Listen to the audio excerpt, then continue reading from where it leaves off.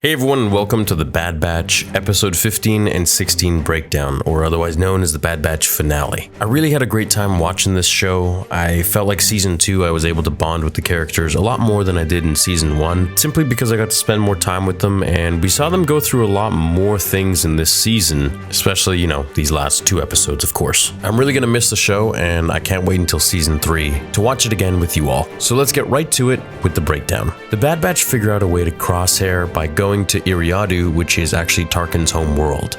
This is where they can put a homing beacon on Dr. Hemlock's ship, tracking him to wherever he goes, which is of course Mount Tantus and Crosshair. Fee says goodbye to them and she has a bit of a last minute thing with Tech, telling him not to hang out with any pirates or anything else, basically saying don't cheat on her. He's confused, and I think so is most of the audience, as I don't really remember them having much of a thing other than Fee kind of coming on to him one-sided, but hey, it seems like he doesn't mind with that little smirk that he had when she walked away. So good for him. Dr. Hemlock lands on Iriadu to meet with Tarkin as we see him next to Krennic, which is awesome to see him in animated form. The Bad Batch arrive on Iriadu and they disrupt the feed, attaching themselves to the sky carts. Hemlock tells Tarkin and the Imperials that he is close to unlocking the cloning abilities of the Kaminoans, that it'll take time and resources as you cannot rush science. He tells them that he is to run tests on the clones. So first of all, it's evident that they're really trying to drive home the fact that cloning is a major thing in Star Wars, and we know it is. But with the possibilities of cloning being perfected, just like the Kaminoans had, or perhaps they were about to have some sort of a scientific revelation with cloning, is what I believe Dr. Hemlock and the Empire are trying to emulate here. And I think the whole idea of getting Omega back into their clutches so that they can persuade Nala Se to continue the scientific experiments is really just another way of them doing the Emperor's bidding by creating the perfect cloned vessel for him to transfer his essence into, or for him to create some sort of Snoke being if they're going to tie it into that. Now, the conversation about clones comes up once Hemlock talks about him running tests on the clones, and Tarkin finds the clones to be very unpredictable, that under Jedi leadership they adopted a concerning level of individuality, which is very clear that the Empire really doesn't want the clones to think for themselves. The topic of a clone uprising comes to the table, and Tarkin says if that happens, they will handle it, meaning they're going to terminate all the clones, which is already pretty much what they're doing. Now, in Legends, Palpatine wanted the stormtroopers instead of clones because he wanted a larger and vaster number of an army. But now, of course, we also see that the clones are becoming very autonomous and rebellious. I think a clone uprising will very much actually happen. I think they've been foreshadowing this all along for season 2, and it shows that the clones will have one last major fight against the Empire. Cody and Rex fighting together alongside one another would be very awesome to see. Tarkin turns to Commander Krennic and asks to be enlightened on Project Stardust, which of course is code word for the Death Star.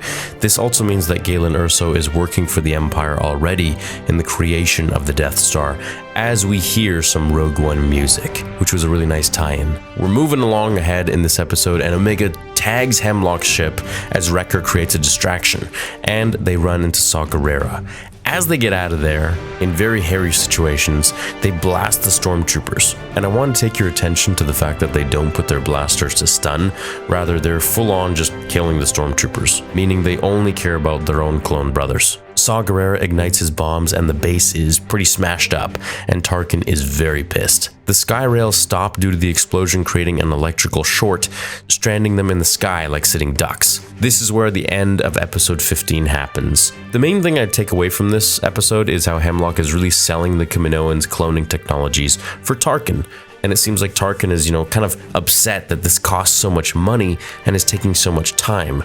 But it seems like Hemlock is actually speaking directly with the Emperor about this, as he says it's very important research and very important to the Emperor. For if they are successful, they'll be able to splice creatures and beings. So I think Palpatine wants to create, Snoke or other abominations that he can control with the Force, or, something nefarious. Let's jump right into episode 16. So Tech climbs up the tram into the sky and tries to reboot the terminal. Tarkin sends ships out to shoot them, including his own stormtrooper men.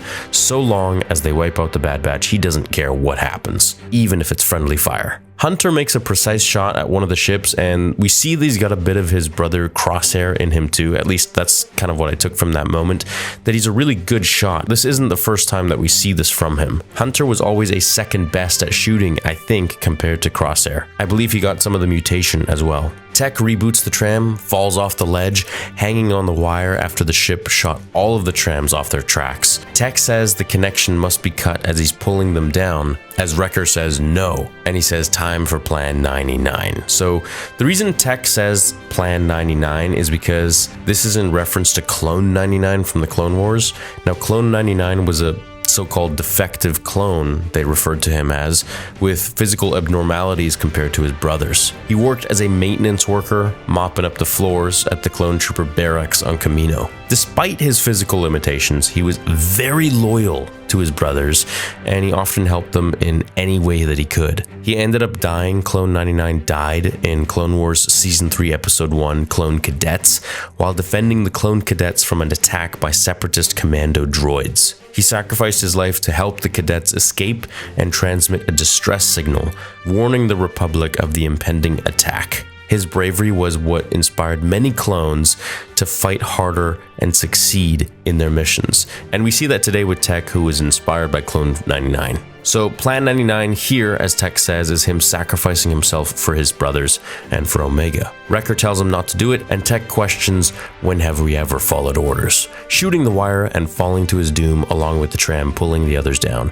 It was a very emotional moment, it was very beautiful, and the fact that he connected it to 99 was, of course, very moving as well. As the tram gets back on its tracks, they go speeding into the building and out the other end.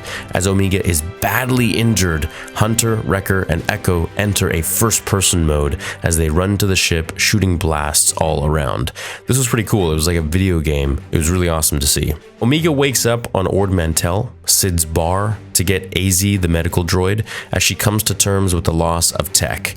Hunter tells her that it's time to stop being soldiers and to just live a new life on Pabu, basically just retire and be normal people. This kind of seems weird to me since they still didn't save Crosshair, but maybe they're going to do that once they post up on Pabu or something, who knows. Sid gives a drink to Wrecker as she's quite nervous, and he asks, "What's wrong with you? What's going on?" And we find out, of course, the Empire is in the sky. It's sending out transports to drop Hemlock and clone commandos, where Echo tries to reach the boys, but the Empire jammed their comms. Sid reveals the truth, that she turned them in, as clone commandos come in and stun Wrecker, but to no effect, of course, due to his mutation of extreme strength, until a few more blasts eventually do the job.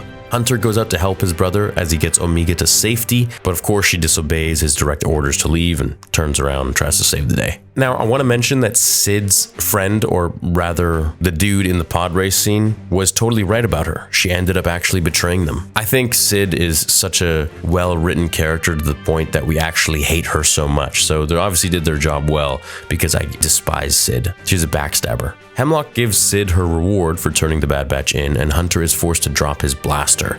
Hemlock throws Tech's broken glasses at his feet, and it alludes to the fact that Tech is dead, but look, he could be alive. He had thrusters on his backpack, it seemed, and he could have also fallen into a body of water, perhaps. I don't think this is the last we see of Tech. He might show up at some point, maybe at the end of Season 3, who knows. Ord Mantell has people running for their lives as the Empire takes the streets with walkers and troops. The Empire's oppression is becoming very, very real. Omega ambushes them in the streets, and Hemlock tells her that Nala Se waits for her, the Kaminoan who cared for her on Kamino. She refuses to go with Hemlock when a clone commando drops down and stuns her anyways, taking her in. So now Omega and Crosshair are going to be on Mount Tantis. Echo takes command of a walker, and Wrecker and Hunter use this to get out of there. Hunter promises to find her, and that's the last we see of him and the crew during the season. We switch to Mount Tantis, where Omega is brought before Nala Se for the first time since Season 1, as Nala Se says nothing to her, just looks at her. Omega is pushed to keep walking by Scorch, and Scorch is the clone commando who is part of Delta Squad, if you guys remember the Republic Commando game that I was streaming just a little while ago, which I still have yet to finish with you. Omega is taken to the experimental room where she sees Crosshair lying lifeless, where we see a bunch of tubes with clones, experiments, and other lifeless beings around them floating. These could be what the Doctor is trying to do with Omega and Crosshair. splicing genes, running experiments, creating weird monsters and abominations, maybe genetically superior clones capable of force sensitivity or something. Of course, mutated clones like the Bad Batch are probably very important to the Doctor because he needs to run tests to see why are these guys so special? What happened genetically? The scientist walks up to Omega and finds it odd that she trusts Nalase over her, dropping to her knees and taking her goggles off. She says they're sisters and the episode ends.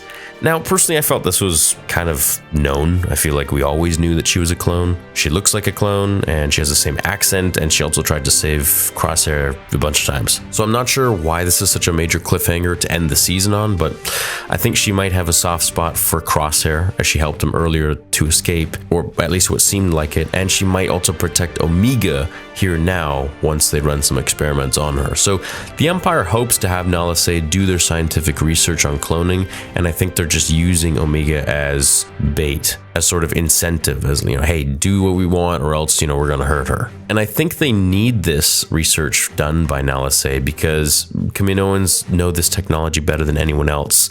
It's an alien technology, of course, and I don't think that the Empire can really figure everything out to their maximum potential if they don't have the help of Nalase, the last Kaminoan who knows this stuff. And I think that's probably where Dr. Pershing comes in, because he probably is a very intelligent scientist who actually is able to crack the Kaminoan code when it comes to creating spliced creatures and weird cloned beings. So I think there's a ton around Dr. Pershing, which we'll eventually maybe see in Season 3. Now, going forwards into Season 3, I think the Bad Batch are eventually going to try and save Crosshair and Omega, of course, but I don't think Tech is dead. I think with Dr. Hemlock being so hell-bent on experimenting on all the clones, he would definitely pick up Tech's body and try to revive him or save him or something like that so that he can run more tests on him, because Tech obviously has a very favorable mutation, which is extreme intelligence. So that's probably something that they would want to learn more about in their next batch of clones or whatever they're creating. So I don't think they want to wipe out all clones in general. I think just the ones who are soldiers for the Empire, but rather the clones that they're creating are clearly very important to them, as they wouldn't be spending so much money and time and resources on these scientific experiments if they weren't. Let me know what you guys thought about Season 2. I really enjoyed it. There were some moments which, of course, were a little bit boring, but there were moments which were, of course, really fun. And overall, I feel really connected with the characters. They're my friends now, just like the Clone Wars, and I can't wait to see more about their story in Season 3. Hope you enjoyed the watch parties with me. Now we get to focus on Mando entirely for the next 3 weeks. I love you all, and I'll catch you in the next episode. Until then, remember, the Force will be with you always.